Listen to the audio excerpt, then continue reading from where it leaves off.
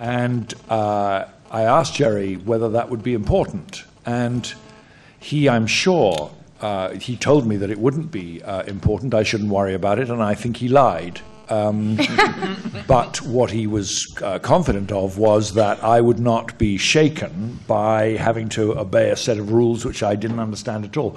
I tried to play the game.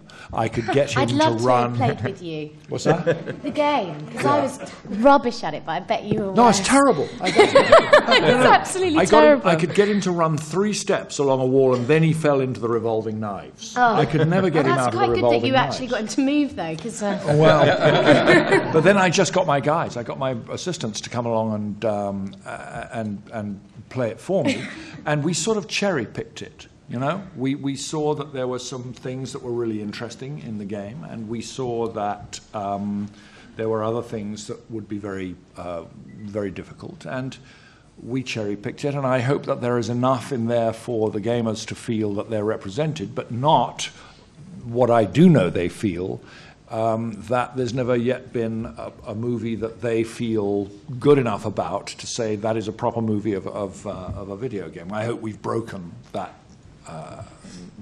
That constriction. Kim?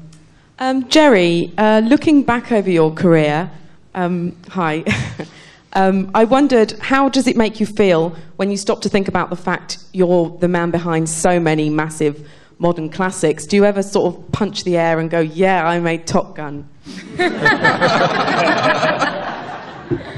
No, I always worry about the next one. It's never the past. You know, you learn from the past, but I worry about this one and Sorcerer's Apprentice, which is coming up next, and the next Pirates we're about to start. So I'm always looking way beyond. I don't look back too much.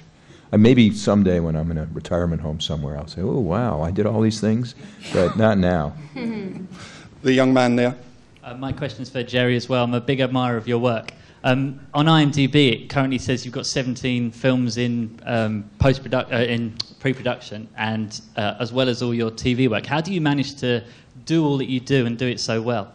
You know, it comes down to working with really talented people, and this is a great example of the talent that we create. And so we create the same kind of talent behind the cameras. So we have a lot of people at our company who are enormously talented, and then the showrunners in television run their business along with our executives. So it's just finding great people to work with.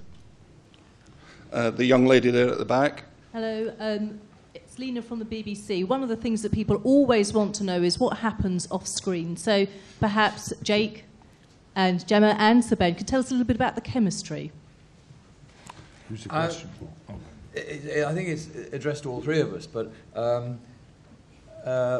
because it's contentious, because it's adversaries that fate throws together, it's like 3 chemicals that if you put them together, they'll explode. If you keep them apart, they won't explode. So as I said earlier, there's the emblem of purity in Gemma, there's the struggle for nobility in Jake, and there's the envy and regret in myself. And I think that Mike kept us, I know you're asking about off the set, but he kept us in that very special corner that we needed to inhabit throughout the film. And I think that that affected how we saw the world. It affected how I looked at the beautiful Morocco and the landscape. It affected many aspects of my friendship with Jake, in that I don't have that many scenes with Gemma, but Jake needed to show in his face that the worst person to betray me is you. Uncle, why you? Of all the people in my life, why are you turning around and stabbing me? And those moments of vulnerability are what elevates Jerry's work and Mike's work from the norm. It will make this video game adaptation a tremendous success, because we allowed ourselves to be vulnerable to each other. That's a great currency amongst actors, off the set or on the set. Providing that's carefully fostered, then I think we're all going to have a wonderfully creative time.